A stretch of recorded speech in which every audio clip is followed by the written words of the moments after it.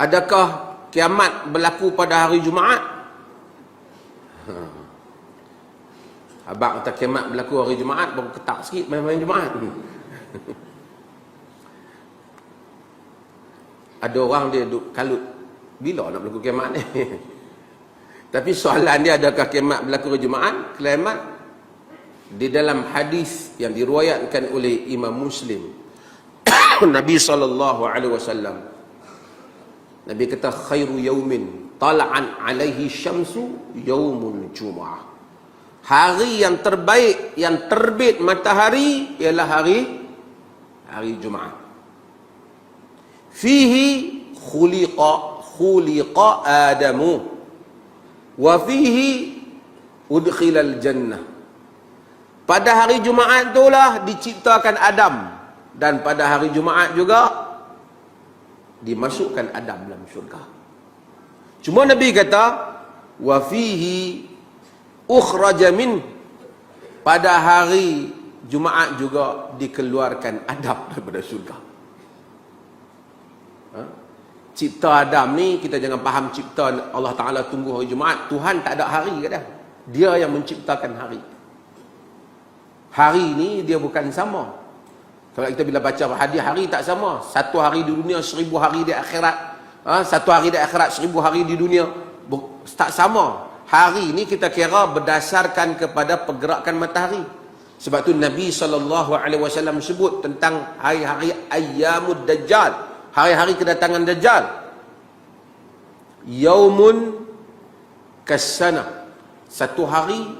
Dajjal ni 40 tahun, 40 hari dia duduk. Yaumun kasana, satu hari seperti setahun. Ada satu hari Dajjal tu dalam 40 hari tu sama dengan setahun.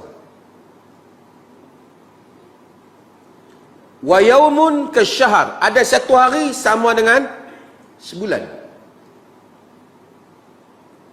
Ada satu hari sama ke Jumaah, sama dengan seminggu. Wasairu ayyamihi ka ayyamikum, dan selain itu hari-hari dia sama dengan hari-hari kamu. Jadi sahabat tanya macam mana nak semayang, Nabi suruh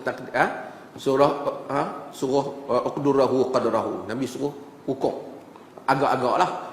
Hari al-yaumul ladzi kasana, hari yang seperti setahun tu nak semayang macam mana? Takkan tunggu semayang subuh lagi 3 bulan semayang pula apa? Pasal dia hari, bila dia, kita yang tengok jam ni kita kira hari bergerak. Kalau jam tak ada, lagi matahari tak ni, matahari tak duduk pacak di tengah, kita kira tak tengah hari lagi ya? Sebab tu sahabat dia tanya bila berlaku tu, sahabat tak tanya bila tu Rasulullah, dia dah keluar Dajjal ni, dia duduk buat apa? Sahabat teringat apa? Nak semayang macam mana? Tu sahabat, kita fikir lain. Tapi saya nak cerita, Allah tak terikat dengan hari, pasal dia menciptakan hari dan masa. Cuma dia cerita Adam tu, oleh kerana Adam tu duduk dalam sistem masa, maka dia diciptakan pada hari Jumaat. Dia dimasukkan dalam syurga hari Jumaat, dikeluarkan juga pada hari Jumaat.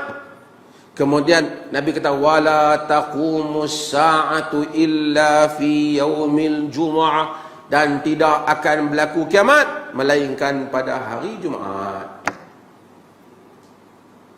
Jadi kiamat pada hari Jumaat. Siapa-siapa yang balok main-main Jumaat tu, dengarlah elok.